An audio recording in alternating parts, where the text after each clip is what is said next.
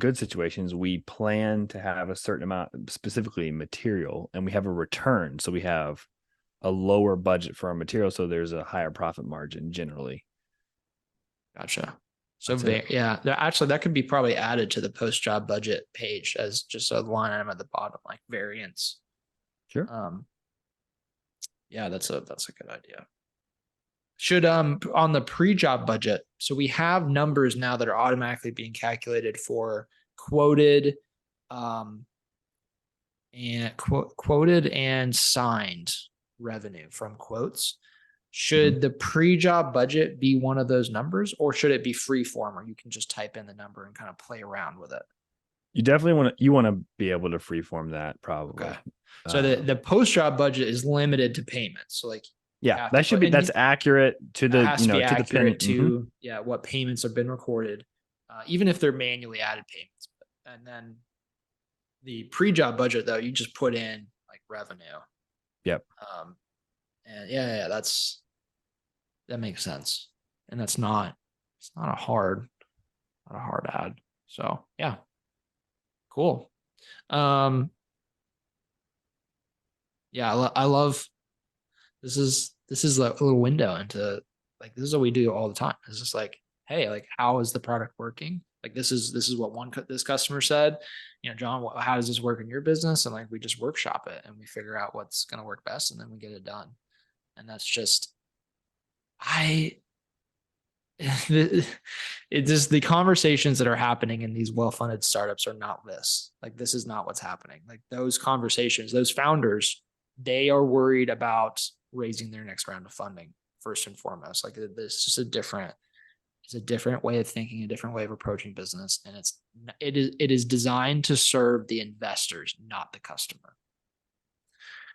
Nothing wrong, and like that's capitalism. Like you have to have that at some point. At some point, Proline, like we might exit or partially exit Proline, years down the line, right? After the product is where it needs to be, right? So it's like things, that does happen. The problem is when it starts happening really early in a business before, the business is established, the product is laid down properly. Like that's where it starts it just destroys businesses. Typically destroys businesses. It's true, but the end customer always chooses, and it's because of there's a software term, stickiness of CRMs, because it's your platform and it's so painful to switch CRMs. Some other CRMs specifically get to stay around because either there's no other really there's not a really big difference between kind of the 5 major CRMs that we're seeing in the roofing space. And it's really painful to switch. So they're able to get away with it, essentially having an inferior product, or a product doesn't really help you, that you're paying for hundreds or thousands of dollars a month to have. Yeah. So there's like, once they get again, same kind of deal. People that raise money, they get you stuck in there. That's why investors want to invest in these types of softwares, because they know people typically don't leave because it's their whole business platform. Yeah. So it's that they're going to spend a ton of money on marketing, get you in the door, and with an inferior product, because the investors don't want to invest in the product, and then you're stuck unless you want to go through that painful process. So yeah, it's I honestly wish the best for all of these other unnamed software companies out here raising lots of money, and CRM platforms raising lots of money and selling roofers. I wish them best, because I don't want those products to fail and those roofers to get screwed. I don't. But I've seen this not just in the roofing space, but across all of like tech startup world, which is I'm very familiar with.